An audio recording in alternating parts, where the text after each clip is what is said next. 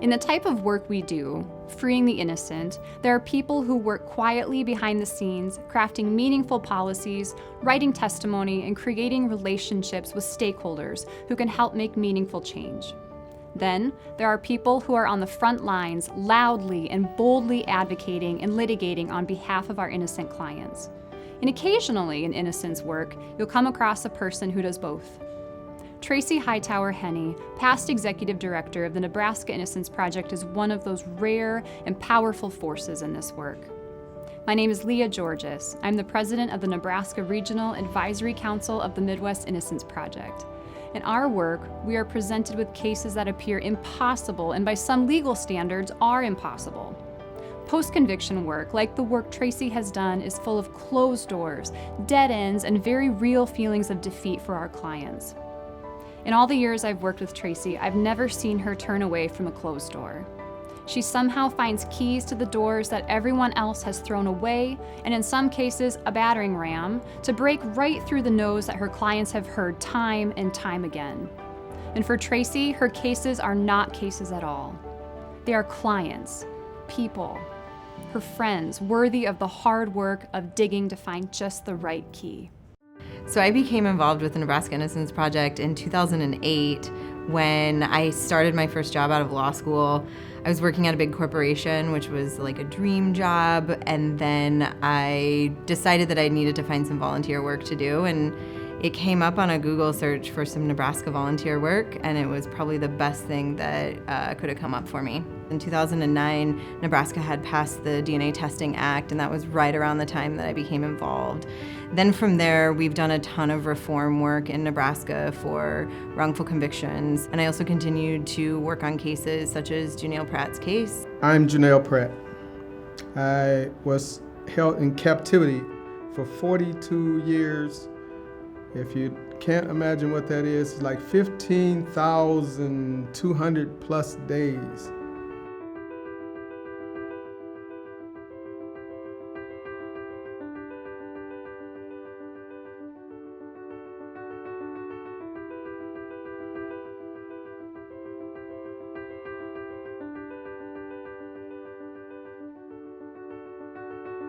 Everyone believed Juneel was innocent and that there's more work that can be done on his case. The minute you meet Juneel in person, he's just got this personality about him that he has worked so hard on his own case that you just really want to be on a team with him. My relationship with Tracy at the beginning was hopeful because someone else was willing to listen.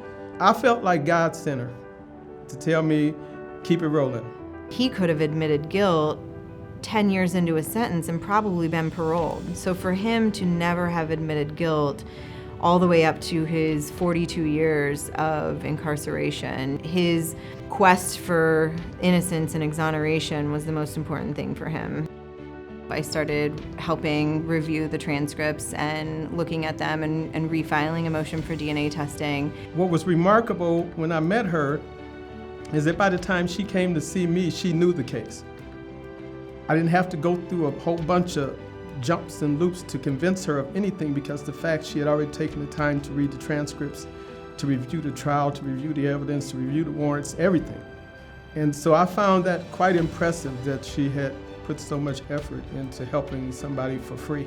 Juneel's case was really wrought with a lot of different issues that were happening in 1975 in Omaha. The crime occurred, the victims were white women, Juneel's a black man. We had those racial issues that were happening in 1975. Juneel was put into a lineup that we now know is the most absurd, faulty lineup I've ever seen. I go in the lineup and they got two other guys in here and they got on street clothes.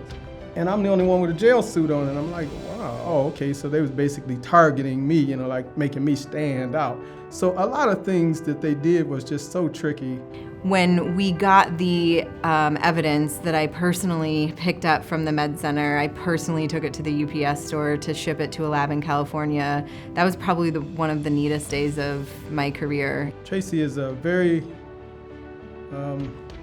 sensitive and strong-minded person. She's self-governed, she's going to do her own research. She does her own logistics, and she knows when she go in how to debate her case. She don't go in raw. When she went before the Supreme Court in those oral arguments to convince that judge in this old case, her oral arguments, they're right on point, they're right to the point. Prosecution was all over the place, clearly.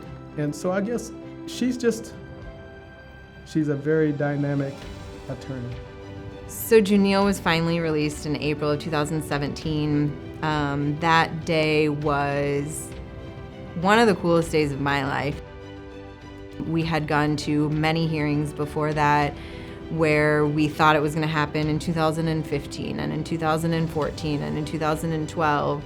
And so we really didn't think it was going to happen in 2017. And it did, and we went and had cheesecake and breakfast with his family, and it was amazing. I mean, I walked out the door, it was just so wonderful. I think the first thing that came to mind for me was Dr. Martin Luther King's autobiography when he said in the book, "Unearned suffering is redemptive."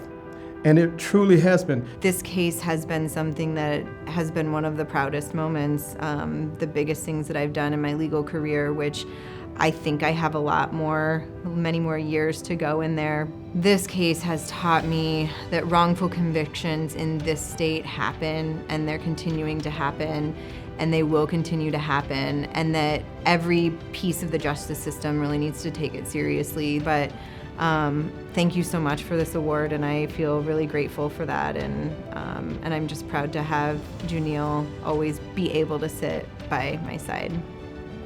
If I can describe Tracy in one word, it would be awesome, because she is. And she deserves the award, and there ought to be a big check attached to it too, so she can go snorkeling again. Tracy has profoundly impacted justice in Nebraska for her clients like Junille Pratt, and for those who may find themselves involved in the legal system in the future. We are many steps closer to a more hopeful future for the innocent because of her. Congratulations, Tracy. I am honored to present the 2020 Champion for the Innocent Award to my friend and a friend to the innocent, Tracy Hightower-Henne.